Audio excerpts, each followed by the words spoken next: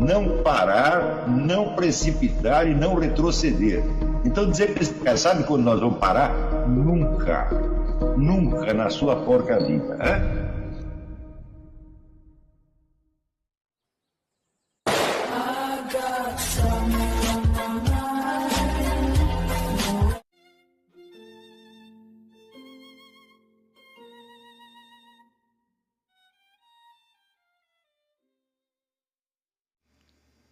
E aí pessoal, tranquilo?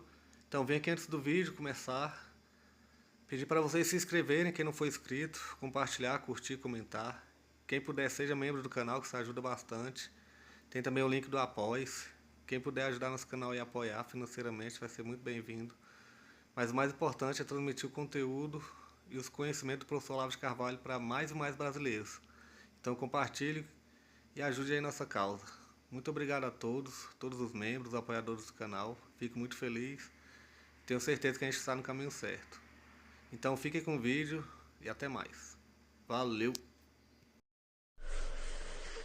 A diferença entre essa perspectiva gnóstica e a perspectiva normal da esperança cristã é que essa esperança cristã, ela sabe que não sabe nada.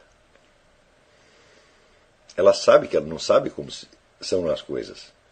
E o saber que não sabe, neste caso, é fundamental, porque é só você meditando continuamente na presença do mistério, do desconhecido e do incognoscível, é que você pode se abrir para o cognoscível. E você vai perceber a diferença entre ignorar e saber. Muitas pessoas perderam atualmente até o sentido do que é certeza imediata, do que é evidência imediata. Elas não têm mais isso. Elas estão de tal modo confundidas, vamos dizer, numa rede de argumentos e pensamentos, etc., que elas não são capazes mais de confessar o que sabem. Mas olha que coisa preciosa. Aquilo que você efetivamente fez, e que ninguém mais sabe que você fez, que só você sabe, ainda que seja um monte de pecado, ainda que seja um monte de merda, é realidade. Está entendendo? Não é um pensamento seu. Isto é um ponto firme onde você pode se agarrar. E ali você adquire o quê? O senso da certeza, o senso da evidência, o senso do imediato, que é a base de todos os conhecimentos possíveis. Você pode medir a confiabilidade dos conhecimentos conforme eles se aproximem ou se afastem deste legado, por assim dizer, deste legado autobiográfico que cada um de nós tem. Mesmo que esse legado seja constituído só de porcaria. Vocês olha, passei minha vida aí, né, tomando pico, né, roubando, matando, estuprando, fazendo tudo. Eu digo, muito bem. Essa história é preciosa, porque você sabe que isto é real. E você não pode fugir dessa história. Está entendendo? Porque é a única que você tem. Então, esta história, é claro que se ela tiver bons momentos, é melhor do que ser constituída só de porcaria. Mas mesmo que seja constituída só de porcaria, né, o que não, aliás, não existe, ninguém tem uma vida tão ruim assim. Né?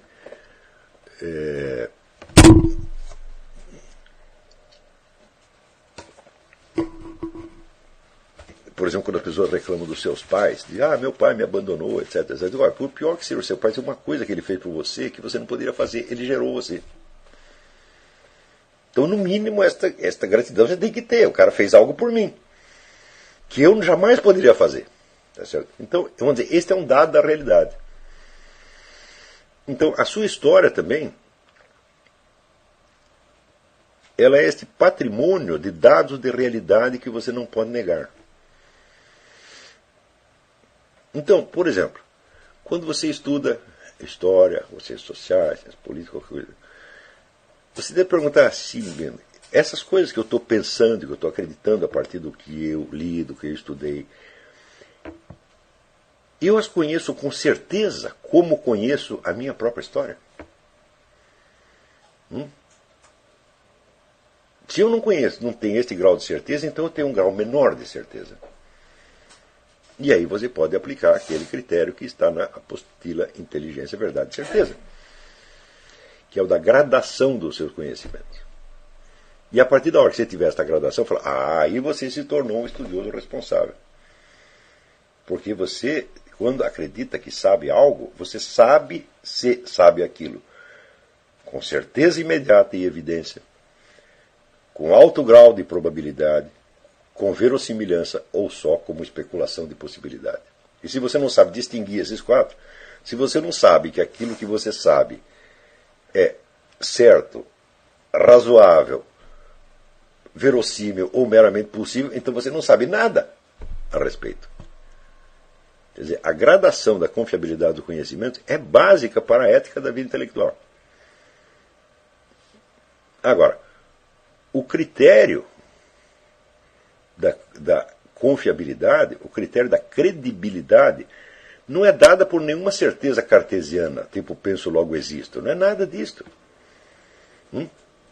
É dada pela confissão do que você já sabe. Principalmente daquilo que só você sabe. Porque aí você não tem para quem perguntar. E se você não tem para quem perguntar, você não será escravo de pretensas autoridades externas. Você é o único juiz. Só tem você e tem quem? O observador onisciente.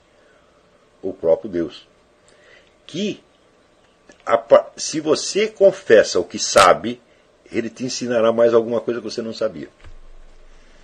Cada vez que você admite a estrutura da realidade tal como ela é, cada vez que você cava onde está, o que acontece? Uma parte daquele imenso reservatório do conhecimento por presença sobe à sua consciência. E você fica sabendo algo mais.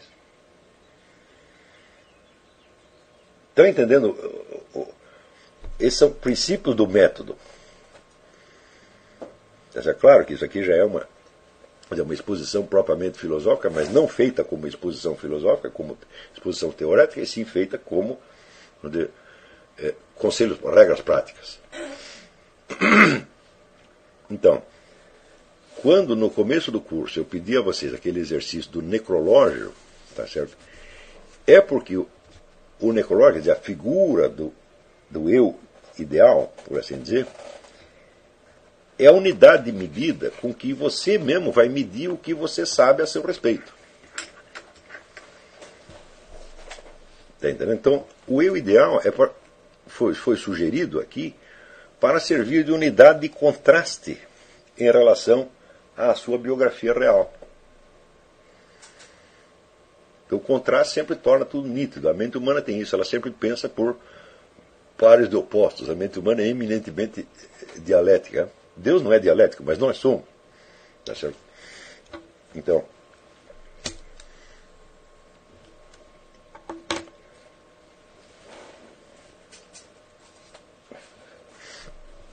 vamos dizer, aí, Marcos Marisa, a diferença entre a esperança cristã e, vamos dizer, a fuga gnóstica da realidade é que o gnóstico foge para uma dimensão superior onde ele acredita que vai ter um conhecimento universal. Ele acredita que ele vai ver as coisas desde um ponto de vista divino. Ao passo que, note bem, quando Jesus diz essa coisa aqui, você não vai saber o futuro, tá certo? E, ao mesmo tempo, ele dá aquele conselho, carrega a tua cruz, pega a tua cruz e segue-me. Não é isso que ele diz? Ora, essa cruz representa o quê? Entre inúmeros outros significados, o simbolismo da cruz é uma coisa inesgotável. Entre outras coisas, a cruz simboliza o cruzamento das condições de espaço e tempo e número que nos limitam e nos definem. Ou seja, a realidade da nossa vida nesse preciso momento, nesse preciso lugar, onde nós devemos cavar. Quer dizer, é o conjunto das condições reais que nos determinam e fazem que nós sejamos o que somos. Então, o carregar a sua cruz é às vezes definido como você arcar com os seus pecados. Mas o que é arcar com os seus pecados? É contar a sua história. Está compreendendo?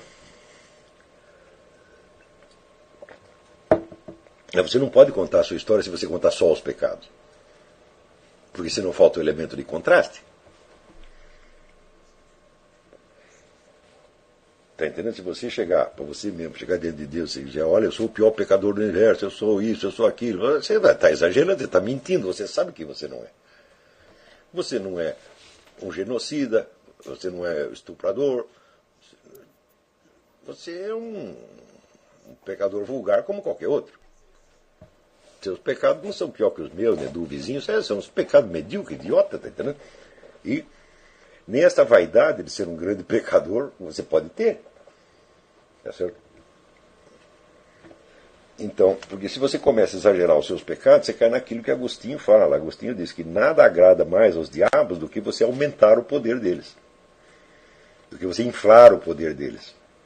Eles não são tão poderosos assim. Eles não dominam você 100%. Eles dominam um pedacinho quando você está distraído. Às vezes dominam por dias e dias, por meses, por ano, mas nunca totalmente, nunca 100%. Porque senão acabaria a dialética, acabaria o conflito. Entendeu? Aquele gênero de teatro medieval, os autos, sempre mostravam, né, a alma, o diabo e o anjo. Tá certo? Então, a alma está sempre nessa tensão. Ela nunca se define para um lado nem para o outro. Tá certo?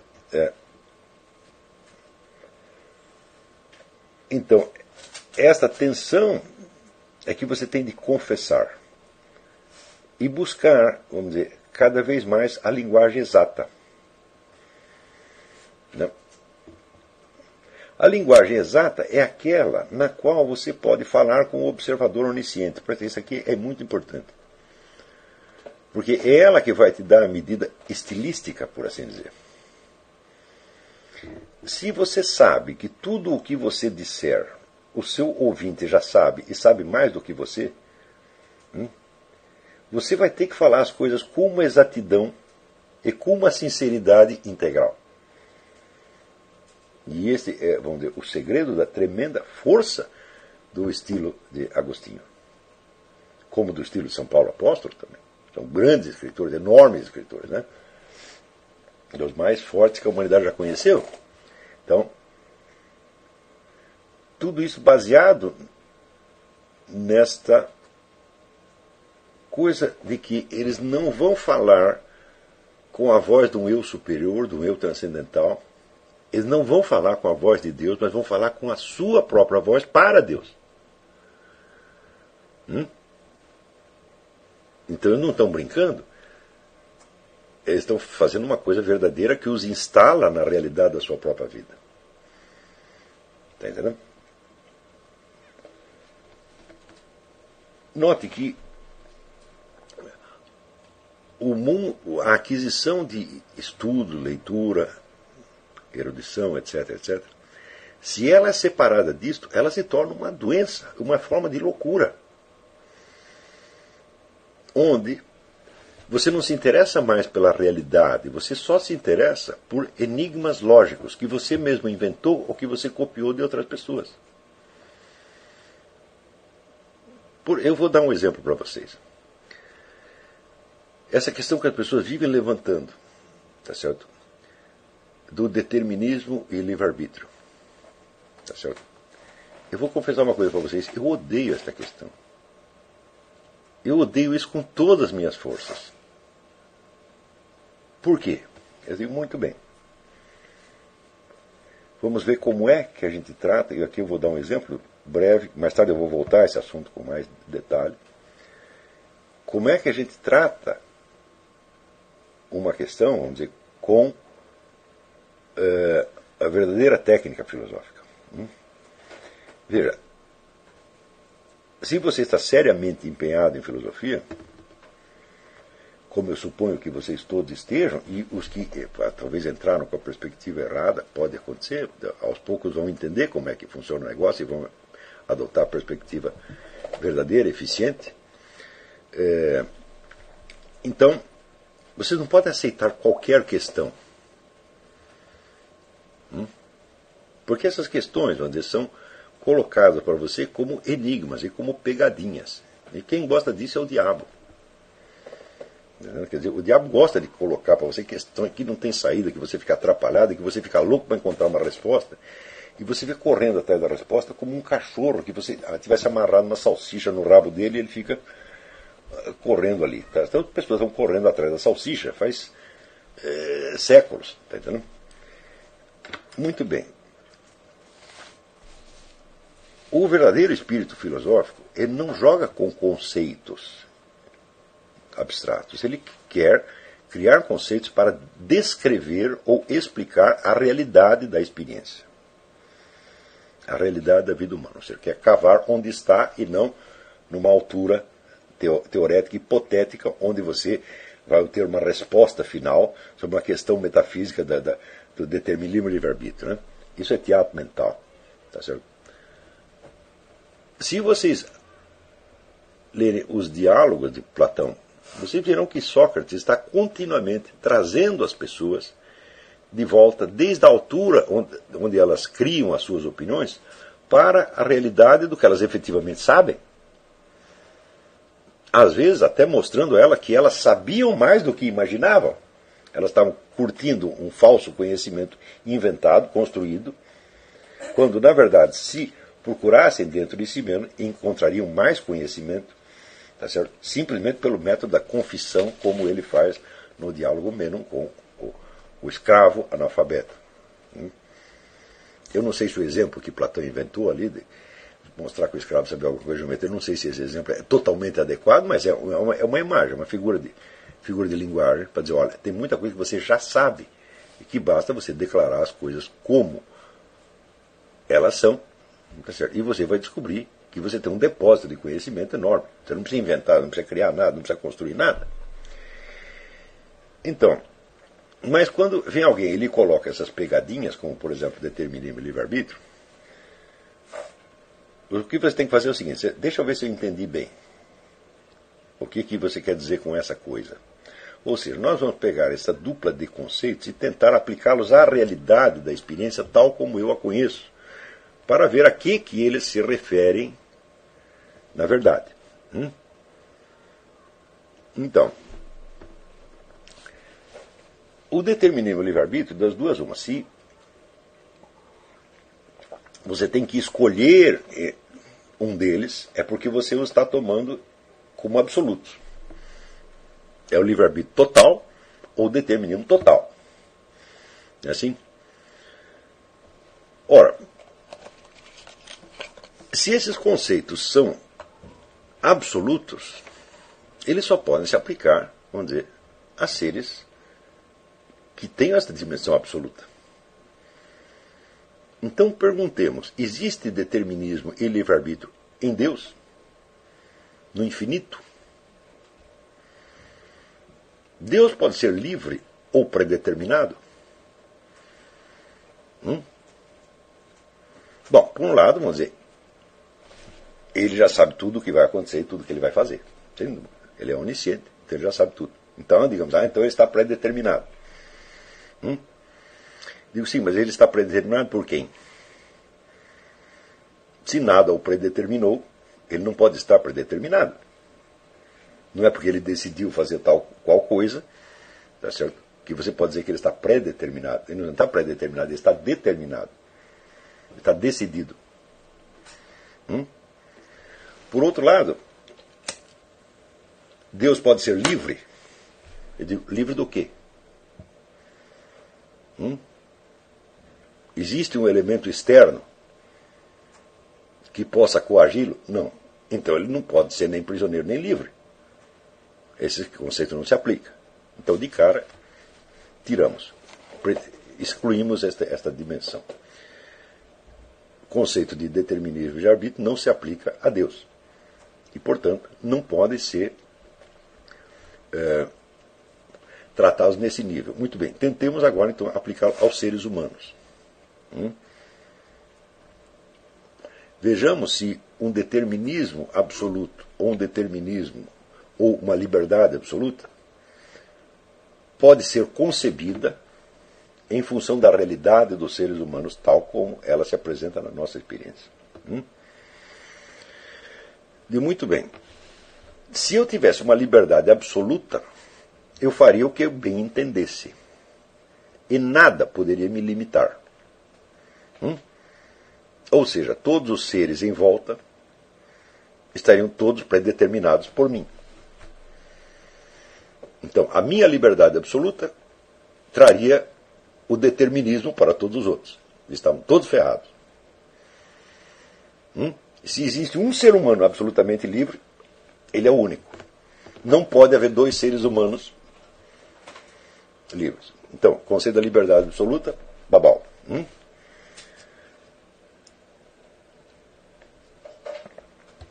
Se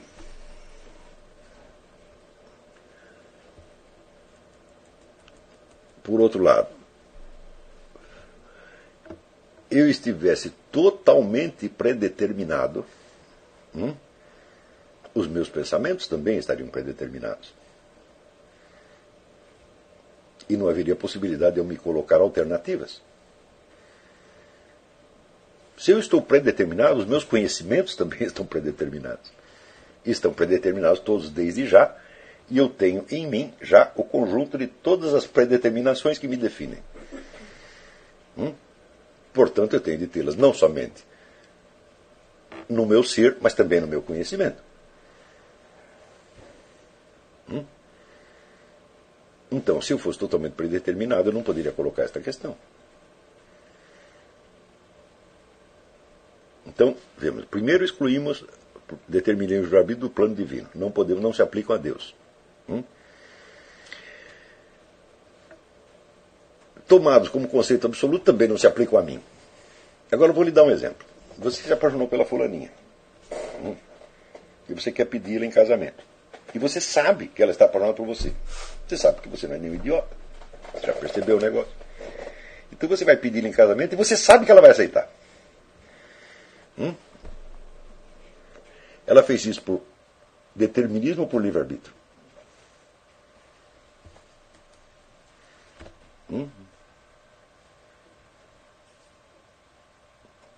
Ela está totalmente livre? Não, se ela estivesse totalmente livre, ela poderia mudar 100% num instante, sem nenhum motivo.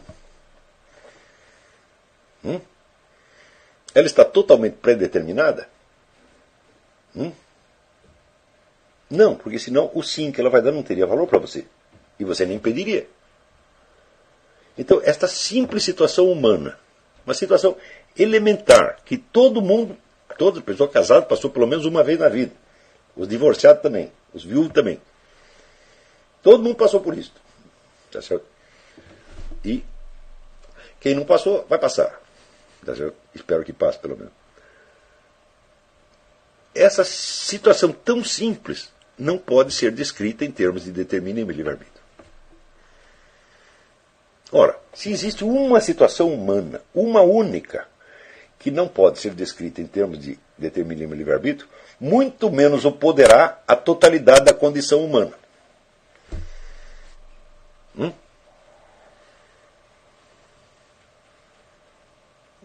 Então, eu queria saber quem foi o filho da puta que inventou este problema. Inventa dois conceitos extremos, absolutos, e joga para você e quer que você escolha. Se você escolher um, está errado. Se você escolher o outro, também está errado. Se você escolher uma mistura dos dois, também está errado, porque a mistura os anularia automaticamente. Se você disser, nós somos meio determinados e meio livres, você não disse nada. Não preciso explicar muito isso. Vocês são inteligentes, entenderam que o sujeito que é meio determinado, meio livre, não é determinado nem livre, ele é uma terceira coisa, que você não sabe explicar o que é. Então, muito bem, é essa terceira coisa que interessa. E essa terceira coisa é a realidade da condição humana com toda a sua complexidade. Existem centenas de conceitos filosóficos que são só pegadinhas. São fuga da realidade. Você não pode descrever. Se você não pode descrever a realidade naqueles termos, para que usar esses termos? Estão compreendendo?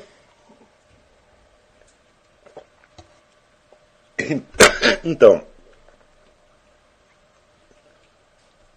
por exemplo, se você pergunta, existe um diálogo platônico maravilhoso, o Crátilo, em que as pessoas discutem se as palavras, os signos verbais, são arbitrários ou são naturais. Né? Então, uns dizem que uns são antepassados do Ferdinand de Saussure e diz que todos os signos são arbitrários. Né? Outros são antepassados do Fabre d'Olivet e diz não, todos os signos são naturais, o som expressa a natureza das coisas, etc, etc. E eles discutem aquela coisa e o Sócrates, no fim, diz o seguinte: ora, supondo-se que eles expressassem a natureza das coisas, é porque alguém percebeu essa natureza das coisas, tá certo? E lhes deu nomes, criou nomes apropriados à natureza das coisas. Mas por que eles não poderiam se enganar? Então, mesmo supondo-se que os sons fossem naturais, alguém teve de captar essa relação entre a natureza dos seres e o som e dar nomes apropriados às coisas. Mas eles podem ter se enganado, nada me garante que eles sempre acertaram. Está entendendo? Tanto que, se você cavar profundamente essas etimologias esotéricas, tá certo? Você verá que esses nomes antigos que expressam a natureza das coisas, eles expressam isso só parcialmente, eles só expressam um aspecto da coisa, porque eles são símbolos. Eles são apenas símbolos. Então, se são convencionais, são símbolos. E se são naturais, também são símbolos. Então, o que importa é isso? O que importa é você tentar conhecer a efetiva natureza das coisas. E não saber se as palavras as expressam ou não as expressam por convenção ou, vamos dizer, por uma espécie de transposição da natureza das coisas. Ali você tem um exemplo maravilhoso da técnica filosófica. Como é que ela tira você de uma falsa alternativa e te traz de volta para a realidade das coisas?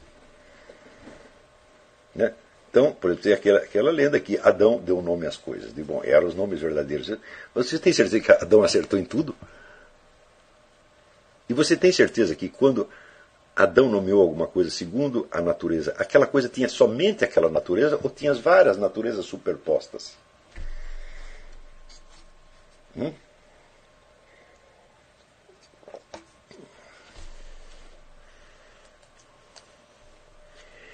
Nenhum ser efetivamente existente se reduz à sua natureza tal como aparece na sua definição. Eu já expliquei isso em outras causas, nós voltaremos a este assunto com muito detalhe mais tarde. Mas, se as coisas se reduzissem às suas essências, elas não poderiam estar em lugar nenhum, fazendo nada e ter qualidade nenhuma. Seriam apenas definições ambulantes. Não? Por exemplo, você dá a definição de vaca, eu digo, bom, mas a definição de vaca não está em lugar nenhum. E toda vaca que existe, ela está em algum lugar. Ou ela está no estábulo, ou está no pasto, ou está na exposição de animais, tá certo? Ou invadiu o seu jardim, está comendo as roupas do seu varal. Alguma coisa ela está fazendo e está em algum lugar. E isso não está na definição. Isso são elementos ditos acidentais. Então, a acidentalidade é um componente essencial da realidade. Se os nomes todos dissessem as naturezas das coisas, nós não poderíamos falar das acidentalidades.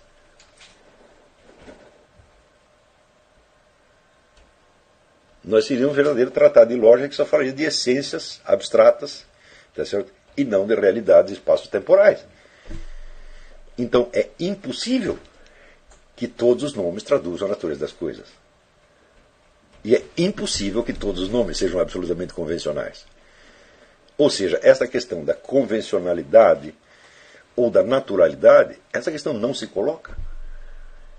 Ela é uma alternativa artificiosa, concebida por algum desocupado para manter a humanidade ocupada em masturbação mental. Está compreendendo? Então é necessário que não só os seus conhecimentos positivos nasçam da experiência verdadeira, mas até as perguntas têm que nascer da experiência e tem que se legitimar na experiência e tem que provar que tem importância efetiva e que não são só um jogo mental, elegante o quanto seja.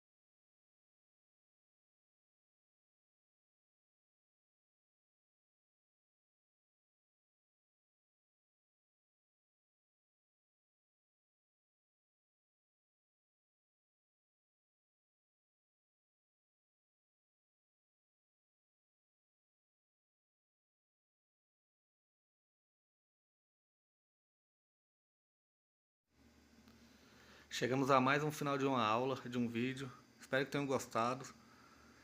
Quem não se inscreveu ainda, se inscreva, compartilhe, comente. Ajude o nosso canal, apoie, seja membro.